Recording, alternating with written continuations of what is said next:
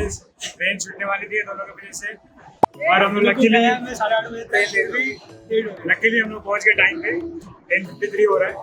Rickshaw वाले ने helicopter बना दिया था अपने रिक्शा, दिवाली का टाइम था, रॉकेट बना के ले गया और हमारा सडन प्लान खराब होने से बच गया है। तो जयपुर पे गोवा जा रहे हैं। राजस्थान से अचानक अंकल मुंबई जाते हैं और क्या। क्या मुंबई जाना था? तो अगर ये ट्रेन मिस होती तो यहाँ से मुंबई जाना था, मुंबई की ट्रेन थी। लकीली हम लोग आ गए टाइम पर। What's up guys, welcome back to our channel. This is our first vlog of Goa travel series. In this video we are going to cover entire details about Palolem beach, जहाँ पर हम each and everything बताने वाले हैं कि आप कैसे पहुँच सकते हैं, what are the best transportation, what are the things to do at Palolem beach. So बने रहिए इस vlog के end तक क्योंकि ये vlog cinematic और informative होने वाला है. So we have finally reached at Madgaon station.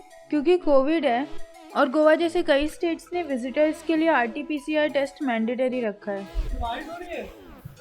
तो गाइस यहाँ पर बारिश हो रही है। अभी हम मडगांव स्टेशन पे ही है। अभी हम मडगांव स्टेशन के बाहर है। हमारा सेकंड डोज हो चुका है तो हमें बाहर आने का परमिशन मिल गया है, बट अभी नीलेश का कोविड टेस्ट हो रहा है, उसके लिए हमें रुकना पड़ रहा है बहुत टाइम तक। उसके बाद अभी जैसे ही उसका होता है कोविड टेस्ट और नेगेटिव आता है वैसे ही हम निकलेंगे पालोलेम बीच के लिए। ए कोविड क्या टेस्ट क्या है? नेगेटिव आया। खुश है ना? बच गया मैं। हम मडगांव स्टेशन से मडगांव बस स्टैंड जाकर पालोलेम बीच के लिए बस पकड़ेंगे, जहां का फेयर है 50 रुपीज़ पर हेड।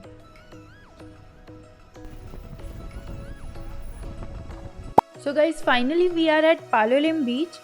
जब हम 2020 में पालोलेम आए थे तब हम क्लेरॉन कोको हट में स्टे किए थे। So this time also we prefer to stay at this coco hut because of Christian who is really humble person. Stay charges vary करता है यहाँ पर on the basis of location as well as availability. क्योंकि ये on season है तो अभी का जो charges है वो 1000 से 5000 तक भी जा सकता है stay का. That is why we prefer to stay at Clairon, जो हमारे लिए cheap और budget friendly है as compared to other huts. So guys हमारे गोवा ट्रैवल व्लॉग सीरीज में हम मेनली साउथ गोवा कवर करने वाले हैं। सो पालोलेम बीच यहाँ का सेंटर पॉइंट है जहाँ से हम सारे बीचेस कन्वीनियंटली ट्रैवल कर पाएंगे। दोज बीचेस आर कोला बीच, काबो दे रामा बीच, काकोलेम बीच, अगोंडा बीच, गालगी बागा बीच एंड मेनी मोर। सो ये पूरा सीरीज बहुत ही इंटरेस्टिंग होने वाला है क्योंकि इन सारे बीचेस के बारे में हम हमारे व्लॉग में आपके साथ शेयर करेंगे। So now it's time to enjoy the amazing Palolem beach.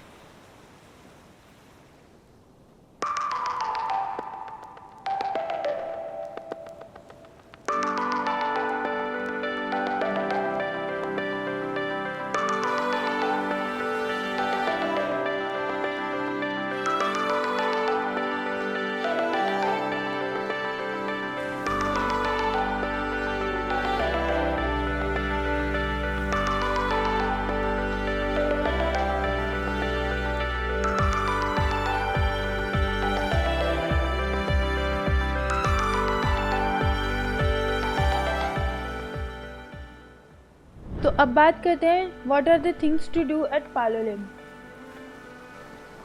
First is obviously sunset, blue water, white sand which is really peaceful and pleasing. Second is glittering और silent party at shacks and candle light dinner at the sea शोर।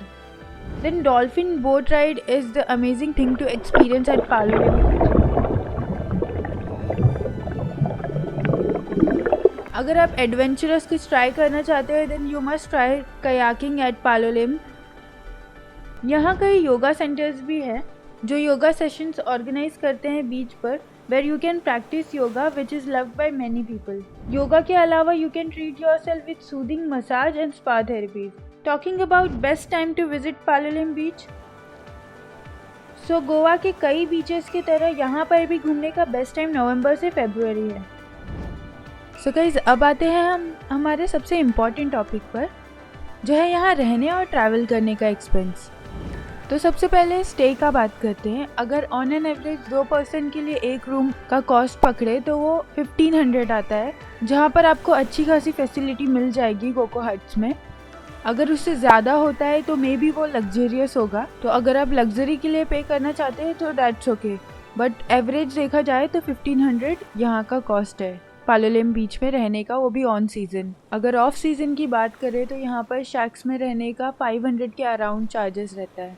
क्योंकि हम सब यहाँ घूमने आए हैं तो ऑब्वियसली ट्रैवल का एक्सपेंस कितना है वो हम सबको जानना ज़रूरी है। तो स्कूटी का अगर आप रेंटल मान के चले तो मैक्सिमम 400 है, और अगर आप मैक्सिमम डेज़ के लिए लेते हैं, मतलब 5 से 7 दिन के लिए स्कूटी रेंट पे लेते हैं, तो 350 में आपको इजीली मिल जाएगा।